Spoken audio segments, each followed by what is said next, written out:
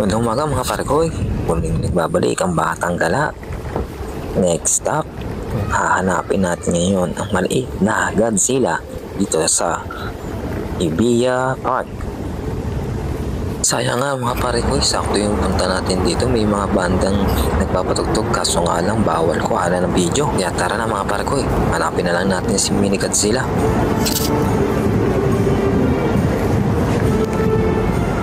At ito na nga mga pare ko, si Mini Godzilla. Tara, lapitan pa natin. Meron ba nga palang mas malaki na Godzilla? Nakalagay yun sa Shinjuku. Kung malayo din yata yun.